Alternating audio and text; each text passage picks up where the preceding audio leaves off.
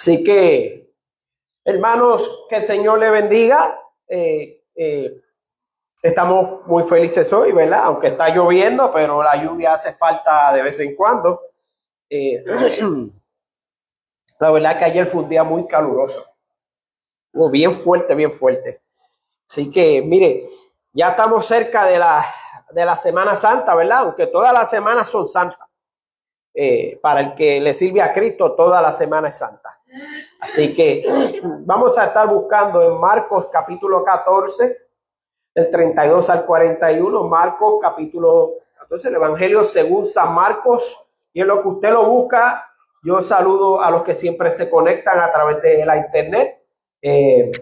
Quiero enviar un saludo muy grande al hermano Rubén Rodríguez, allá en la Ciudad Juárez, Chihuahua, México. A Hugo y su familia en la colonia Impulsora, que también nos ven desde allá, desde México. También le enviamos un saludo y un abrazo muy grande a mi cuñado Derek Carrasquillo, y a mi suegra, que Derek cumplió ayer, ¿verdad? Ayer fue que cumplió mi cuñado. Quiero enviarle saludo a Jonathan Rivera en la Florida, a Jesús Manuel Rivera en Pensilvania, a Katy Choveres Rondón, mi hermana de crianza en Pensilvania. Quiero mandarle un saludo al pastor Samuel Sánchez y su esposa Lourdes Sánchez allá en South Carolina, a la iglesia Tabernáculo de Cristo en Pittsburgh, que algunos de los hermanos también suelen ver nuestro servicio, y esa era la iglesia que mi hermano Samuel pastoreaba. Un saludo muy especial a Pastor Denis, que también nos suele ver. Y al que se me olvidó, lo saludo el domingo que viene. Mano Orlando. No, Rubén Rodríguez, también conocido por su nombre artístico de Rubas el Invicto, que se dedica a predicar la palabra a través del rap y le predica allá a las personas muy necesitadas en esa área de nuestro país hermano, México. Así que el sermón de hoy se titula Terror en el huerto de Getsemaní, y la base escritural es Marcos 14, del verso 32 al 41. Yo voy a leer de la Nueva Traducción Viviente. Dice así. Tiene un subtítulo que se le pone: Jesús ora en el Getsemaní. Se pueden poner de pie los que puedan, los que no se pueden quedar sentados.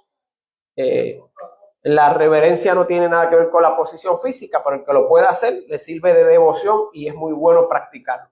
Así que dice: fueron al huerto de olivos llamado Getsemaní, y Jesús dijo: siéntense aquí mientras yo voy a orar. Se llevó a Pedro, a Santiago y a Juan, y comenzó a afligirse y angustiarse profundamente. Les dijo: mi alma está destrozada de tanta tristeza, hasta el punto de la muerte. Quédense aquí y velen conmigo. Se adelantó un poco más y cayó en tierra. Pidió en oración que, si fuera posible, pasara de él la horrible hora que le esperaba. Abba, Padre, clamó, todo es posible para ti. Te pido que quites esta copa de sufrimiento en mí. Sin embargo, quiero que se haga tu voluntad y no la mía. Luego volvió y encontró a los discípulos dormidos. Le dijo a Pedro: Simón, ¿estás dormido? ¿No pudiste velar conmigo ni siquiera una hora? Velen y oren para que no cedan ante la tentación, porque el espíritu está dispuesto, pero el cuerpo es débil. Entonces Jesús los dejó otra vez e hizo la misma oración que antes. Cuando regresó de nuevo a donde estaban ellos, los encontró dormidos porque no podían mantener los ojos abiertos y no sabían qué decir. Cuando volvió a ellos por tercera vez, les dijo: adelante, duerman, descansen. Pero no, la hora ha llegado. El Hijo del Hombre es traicionado y entregado en manos de pecadores. Levántense, vamos. Miren, el que me traiciona ya está aquí. Que el Señor añada bendición a su santa y divina palabra. Pueden sentarse. Miren, el Evangelio de Marcos es un evangelio muy especial, además de ser el primero en ser escrito, ¿verdad? El Evangelio de Marcos es el más antiguo. Pero los tres evangelios, aunque cuentan la misma historia, déjeme decirle otra cosa. Cuando usamos la palabra evangelio con la otra, porque significan cosas diferentes. Mire, y el Evangelio de Marcos es muy especial para nosotros como seres humanos. Por la razón principal de que, a diferencia de Mateo, que nos presenta a un Jesús desde la óptica de sus discursos y una elocuencia increíble, y de Juan, que nos presenta a un Jesús teológico, escatológico y cósmico, es Marcos el que nos muestra la parte más humana de Cristo. En Marcos, Jesús es un hombre de pueblo, un campesino, los sentimientos humanos. En Marcos vemos un Cristo que no tiene temor en dejar ver su dolor y su miedo. Un Cristo que no se esconde detrás de la divinidad, sino que se deja tocar por el peso de la hora y entra en intimidad con el Padre. Y en lugar de otorgarle grandes títulos como los sistemas religiosos, lo llama con mucha ternura en arameo, Abba Padre, que en español, Abba Padre, es como cuando usted le dice, está en el huerto del Getsemaní orando y su angustia es tanta, se siente tan oprimido, que le dice a sus discípulos, le dice a Pedro, a Santiago, sí, Santiago, el padre de la iglesia de Jerusalén, el obispo de la iglesia de Jerusalén, y a Juan, discípulo amado, les dice, estoy tan angustiado. Mi hecho 100% hombre. ¿Usted sabe cuál es el misterio de Jesús? Precisamente cuando la Biblia habla de misterio, no está hablando del misterio del verbo en el presente cinematográfico, ¿verdad? Porque, óigame, hay que hacer la aclaración. A veces hablamos de misterio y pensamos en las grotescas imágenes de Hollywood, de Freddy Krueger o de ¿cómo se llama? El que usa la máscara de hockey, o el otro que se pone la máscara con la cara del capitán. Cuando tenía todo el derecho bajo el viejo pacto a juzgarnos y exterminarnos, aun cuando tenía derecho a hacer todo esto, ¿usted sabe qué sucedió? Dios dijo, no, yo no los voy a exterminar. Yo me voy a encarnar en uno de ellos. Y el viejo pacto que ellos no pudieron cumplir, yo lo voy a cumplir en mi cuerpo. Y cuando lo cumpla, como ya va a quedar cumplido, no abrogado, las religiones. Zeus, el dios de los griegos, gobernaba la humanidad para él. Estaba sentado en su trono. Mire, la mayoría de las personas evangélicas, cuando usted le dice que dibujen a Dios, tienen una imagen y te dibujan un señor de edad mayor en un trono con un cetro y un rayo, y eso no es una imagen cristiana ni judía, eso es una imagen helenística. Están, mire, sí, como Taylor, seguro. Si usted me pregunta a mí, yo la dibujo así como Indira, mi esposa. Pero no, nada que ver. Mire, María era una mujer campesina de la tribu de Judá, por lo tanto era trigueña y de pelo enredado. Un compañero me decía, pero David, si las traducciones que tenemos son tan buenas, sí, son tan buenas, que dice que Jesús era rubio, porque la palabra rubio, hay tres lecturas que uno hace de la misma Biblia. La lectura ingenua, eso es cuando uno la lee por primera vez y dice, esto así, la interpreta, la letra muerta, la letra exacta, literal, como lo dice ahí. Entonces viene una segunda lectura, que es la lectura que cuestiona, ¿y por qué dice esto? Y usted se hace muchas preguntas que mucha gente le va a decir, usted es un hereje por estar preguntando esas cosas de la Biblia. Entonces viene la tercera lectura, no tiene, que es una autoridad sobre Dios y sobre Jesús. Usted es un bibliólatra, porque entonces a la deidad que es Padre, Hijo, Espíritu Santo, si usted le suma la Biblia, son 4, y eso es una herejía.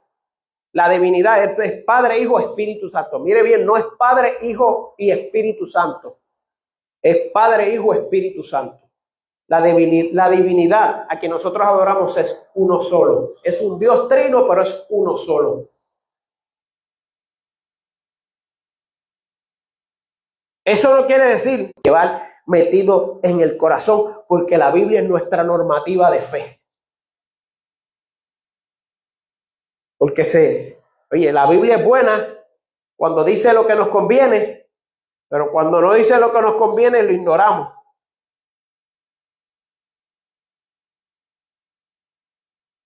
Hay denominaciones, la Biblia dice que hagamos tal cosa, pero dice también que hagas esto, y era inspirado a los que le escribieron. Imagínese usted a Marcos en medio de una sociedad grecorromana, donde todo lo que se escribía tenía que pasar el sedazo del imperio, o si no, usted lo mataban. Y Marcos, cuando usted lo ve, Marcos, escuche esto bien, el que hacía milagros era postulado para emperador. O sea, que todos los milagros de Jesús eran una afrenta contra el César.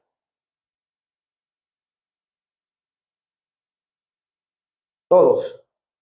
Y aún así, cuando le preguntaron a Jesús, él dijo, no, si es que mi reino no es de este mundo. El hombre se pudo haber quedado consciente humano, se encarnó en un cuerpo que sufría las mismas cosas que usted y que yo sufrimos. Zeus en ningún escrito helenístico, Zeus se encarna y para sufrir.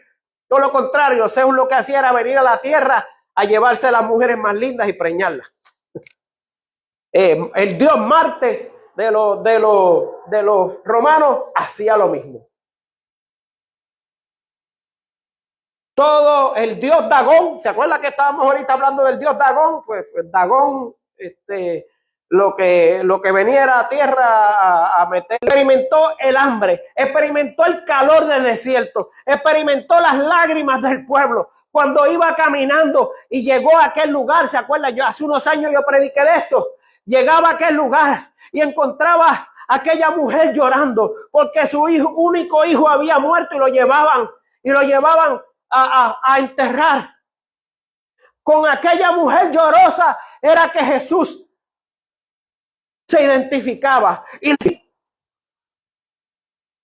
Y las escrituras establecen que la gente le decía, mira, cállate, necio, que ese es el maestro. Y mientras más lo intentaban hacer callar, como dice Richie Ray en su canción, mientras más lo querían hacer callar, más fuerte el ciego gritaba.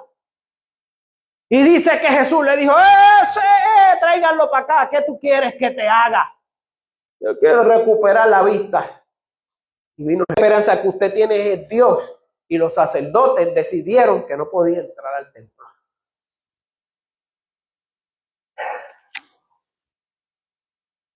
Si nosotros no dejáramos dejar al enfermo al templo, no tuviéramos aquí a Marcos, no tuviéramos aquí a Basilia, porque el Señor lo sanó por su fidelidad. Por su fidelidad. Usted se fija qué revolucionario era Jesús. Desafiaba al imperio religioso que tenían los fariseos en el templo, donde ellos eran los que regían la vida y decidían quién se salvaba y quién no se salvaba. Y les dijo, no, yo vengo a salvarlos a todos, a todo el que me siga. Usted ve por qué Jesús sentía terror en el Getsemaní, que padeció todo lo que usted y yo padecimos. Y aún en el terror estuvo dispuesto a ir a la cruz a morir por usted y por mí. Dígame. Este es el Cristo que a mucha gente no le gusta predicar. Prefieren predicar el Cristo que no se hablaba nada más que en el templo. Hablaba en arameo. oraba en arameo. Eso no quiere decir que usted ahora vaya a buscar un diccionario de arameo para orarle en arameo a Dios, porque Dios lo entiende muy bien en su español. Es más, mire, voy a sonar un poco hereje con esto que le voy a decir, pero si usted, yo estoy seguro que cuando yo suba al cielo y le pregunte a Dios, después de la Biblia, ¿cuál es? Mi amo me dijo a mí que el día que la justicia fuera incierta, que me acantase y me acogiera a la misericordia.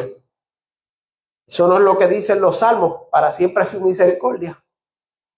Eso no es lo que dice Pablo, que dice, aún cuando ustedes eran pecadores, Cristo se recordó de ustedes. Eso es teología paulina. Jesús era un agente de pueblo. Se paseaba por los caminos. Y esto es una comprensión mía. Medítelo para que usted vea. Cuando Jesús estaba ahí, él estaba aterrorizado porque él decía, ¿y quién se va a encargar de los pequeños a quien yo les hago milagro cuando yo me vaya? Él lloraba por la gente, estaba llorando en el Getsemaní, estaba llorando por la humanidad. No necesariamente era porque tenía temor en entregar su muerte, porque él sabía quién era. Él tenía temor. Santiago. Estos son los apóstoles, que junto con Pablo son los 4 apóstoles más importantes. Santiago, Juan y Pedro estaban durmiendo. Mientras él oraba, ellos estaban durmiendo. Se atreve a visitar a alguien en el hospital, allí está Cristo visitándolo. Cuando usted va a la funeraria a llorar, con el que llora, usted está haciendo la voluntad de Dios. Mire, hablaba hace un tiempo con un amigo que pertenece a una congregación en la Florida, que cuando ocurrió la masacre en la discoteca, decidió abrir el templo para que los familiares que no tenían dinero para velar sus familiares lo pudieran hacer allí en la iglesia. Y muchísima gente predicó condenación sobre aquella iglesia. Dios va a bajar fuego del cielo y los va a consumir por estar permitiendo funerales de la comunidad LGBTQ dentro de la iglesia. Y a la gente se le olvidó que aquellos funerales no eran acerca del cadáver del que había muerto. Eso es la obra de Cristo sobre la tierra. Es llorar con el que llora sin importar qué.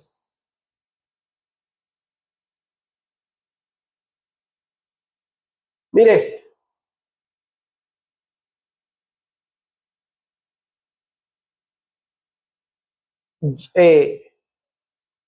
la teóloga, voy a decir el nombre,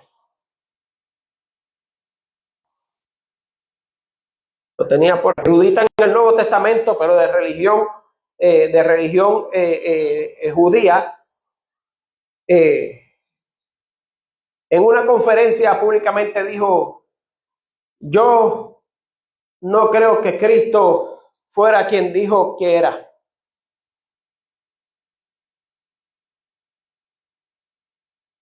Pero si vuelve a la tierra, veo que Cristo nunca trajo dolor. La palabra de Cristo nunca le va a causar dolor a nadie. Mire, yo llevo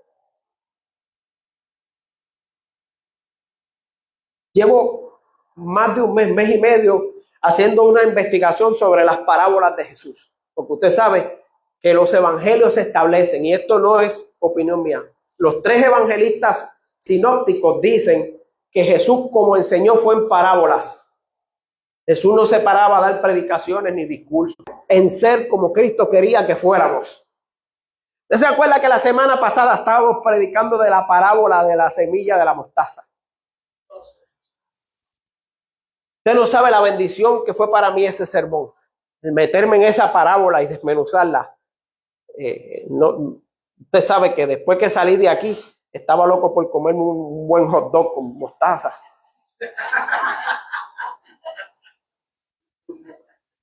Mira, a mí no me gusta mucho la mostaza, pero en el hot dog y en hamburger es fundamental. Cuando uno se mete en esas imágenes y las logra entender. Estaba ayer con un grupo de 6 y estábamos discutiendo la parábola de los viñadores rebeldes.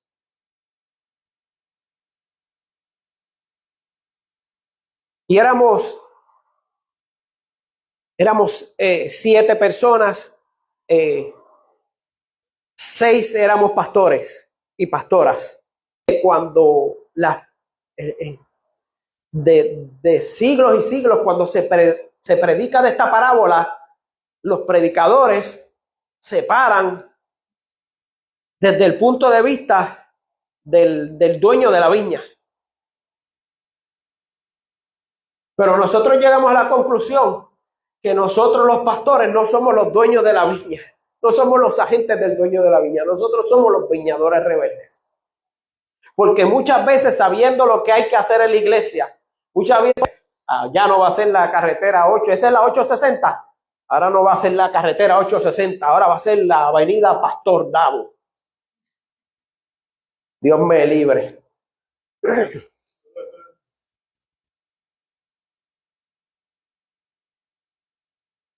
El evangelio de Cristo causa una revolución, no con armas, ni bombas, ni cohetes. Y un punto de vista muy controversial en su época. Lea la historia del pastor Walter Rauschenbusch de Hell's Kitchen en Nueva York. Walter Rauschenbusch entendía esto que Jesús estaba haciendo en el jardín del huerto del Getsemaní. Porque Walter Rauschenbusch, para que usted sepa, era un americano descendiente de alemanes. Y cuando él llegó a aquel lado y vio una iglesia muy bonita, empotrada en una comunidad donde había hambre, donde había sed de justicia, ¿sabe lo que hizo Walter Rauschenbusch? Le dijo a la iglesia lo siguiente. Le dijo: ustedes tienen las cosas. Las oficinas centrales de la denominación bautista están en el altar de la iglesia local. Y si están en el altar de la iglesia local, lo primero que se tiene que cumplir no es lo internacional, no es lo nacional, no es lo del Estado. Lo primero que se tiene que cumplir es lo de la comunidad, lo de aquí. Pero pastores, que esto es una iglesia bautista cristiana alemana. En ningún lado Cristo dijo que venía a ser una iglesia bautista cristiana alemana. Esta es la iglesia de Cristo y lo que están. Porque el que entre por esa puerta encuentra a Cristo. Jesús nos estaba dando un ejemplo. Él no estaba orando en el monte Moría, a las escalinatas del templo. Estaba orando en el huerto de los olivos, en un lugar de trabajo, en un sitio donde se cultivaban olivas para vender, donde durante el día habían campesinos. En aquel lugar que para otros era un lugar de trabajo, un lugar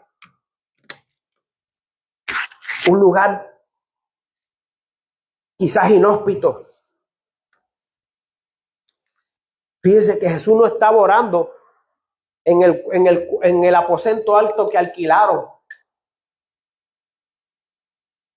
No estaba orando en el altar, estaba orando afuera, debajo de los. Si es que es tu voluntad.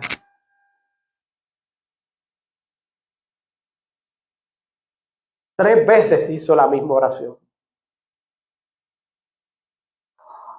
3 veces le dijo: papito.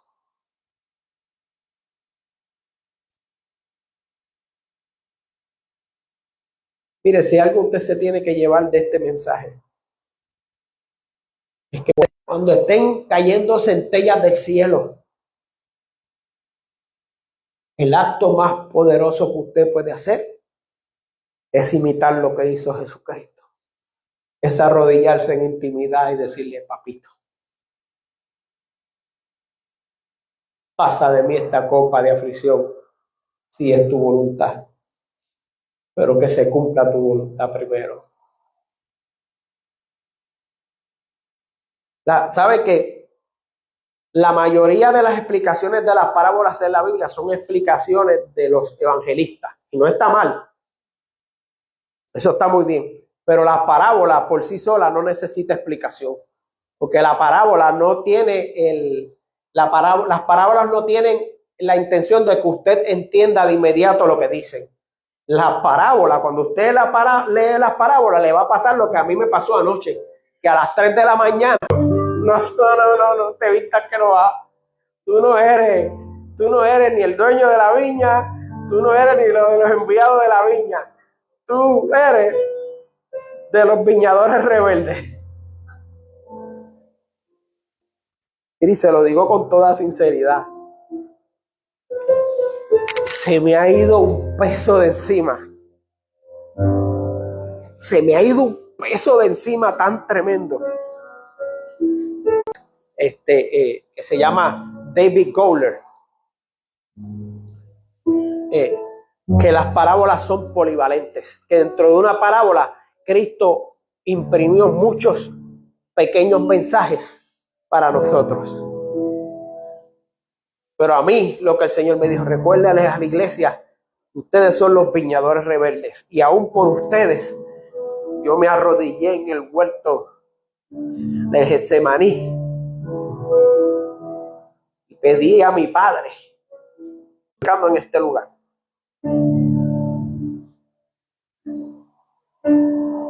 Sí, a mí me parece que fue ayer. Y a veces oro y digo: Señor, todavía no me he comido suficientes bizcochos de cookie.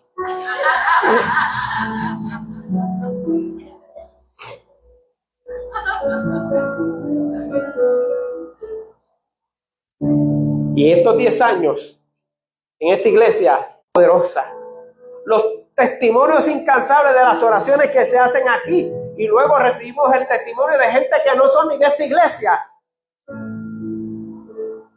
y que Dios les hace su milagro. Yo sí creo en esa doctrina de Cristo, de la intimidad y el papito. Yo sí creo en lo que dijo Walter Rocha, y no a la congregación aquí presente, a los que nos escuchan a través del internet.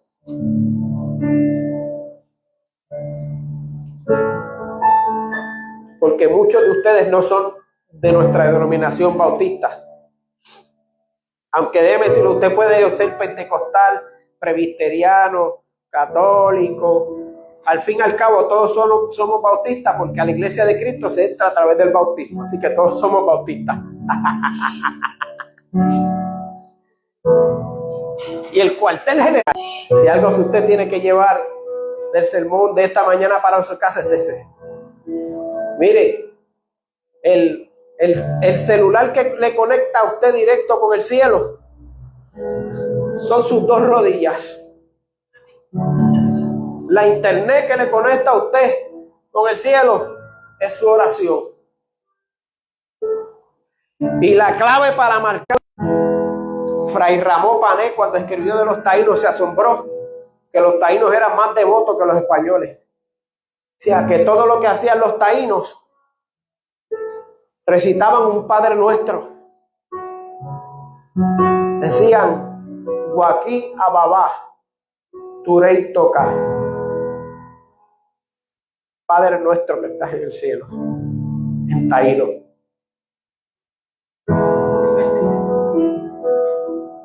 Textos que fueron Chávez, ya. Los salmos están allá. Pero si eran monoteístas no se podían esclavizar. Si eran politeístas, sí.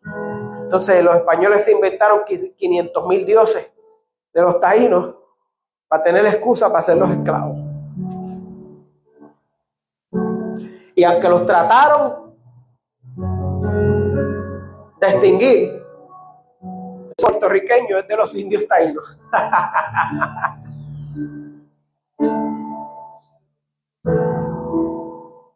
Abba, Padre, Papito, hágase tu voluntad.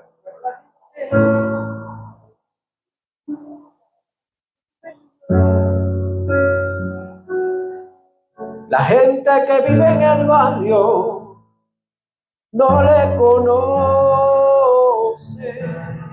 Él sabe predicar y al enfermo sanar. Pero la gente que vive en el barrio no le conoce.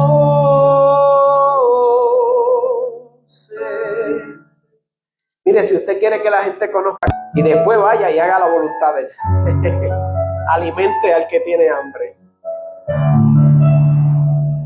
Dele un abrazo al que necesita un abrazo. Llore con el que está llorando. Ría con el que está riendo también. Oye, eso es parte del mensaje. Por eso, como pueblo puertorriqueño, reímos cuando damos a los hermanos dominicanos por el gran torneo que tuvieron. Felicitamos a los hermanos estadounidenses que a pesar de que nos serrucharon el palo, organizaron un buen torneo. Nos vemos en 4 años. Porque hay que llorar a esa persona, que si esa es la única sonrisa que va a haber en el día. Mire, nosotros, mi hermano, el pastor Josué y yo, tomamos clases en la high school con una gran mujer, Francisca Pérez, conocida como Paquita Pérez, maestra de inglés.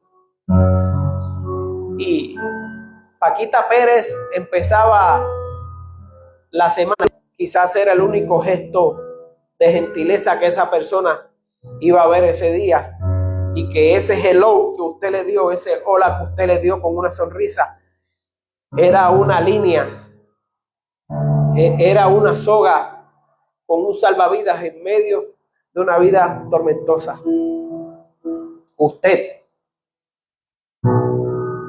y yo somos los encargados. Ramos viene mi pastor Carlos David Delgado, que nos pastoreó muchos años. Es un excelente predicador, un hombre de un amor excepcional. Él nos pastoreó a mí y al pastor Denis, así que ya usted va a saber de dónde es que nosotros salimos.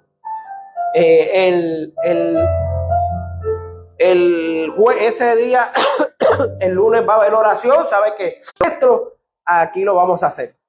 El culto de Santa Cena, vamos a poner la mesa y vamos a tener nuestra Santa Cena el jueves. Ese es nuestro servicio tradicional. El Viernes Santo, ese día viene un predicador invitado desde Guaynabo, viene el pastor Josué Sánchez.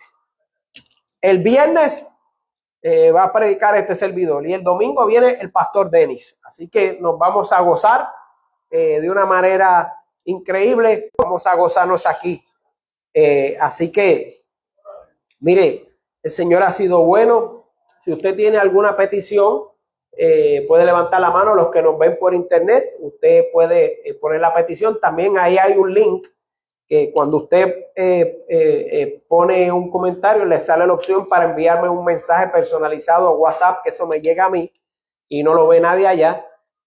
Si su petición pues no la quiere revelar, pues no hay problema. Usted puede a nuestras hermanas Marcano para que en esa feria ya que van a estar, que vendan mucho y que disfruten. Aquello allí es un paisaje hermoso. Si usted quiere ir y darse la vueltita por ahí, vaya. El conservatorio es un lugar muy bonito, una estructura preciosa, donde usted ve el mar, ve todo eso por allí, bien chévere. Así que vamos a orar. Señor y Padre Celestial, gracias, Padre, conectados con tu presencia todo el tiempo, Señor.